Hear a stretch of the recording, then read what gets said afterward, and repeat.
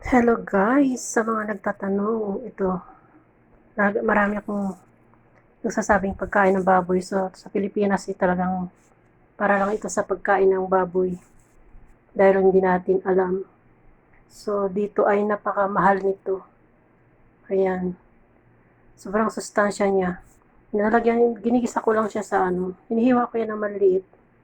Bago ginigisa ko sa hugasan ko muna siya bago tatadtarin ko ng maliliit. Bago pag niluto siya, igigisa mo lang siya sa kahit baboy or manok or isda. Tapos nilalagyan ko lang siya ng red munggo with kamatis. Ayan, masarap siya. Sabi nila yung lasa niya parang lasang damo pag hindi siya nahugasan ng gusto at naluto ng maayos. So, ayan. Gustong-gusto ko ito pag naluto na. Pwede rin itong ihalo sa salad, vegetable salad. So, maghihimay nga pala ako. Ayan, Kakain siya ng press ng ganyan na hilaw. Hinahalo ko sa vegetable salad.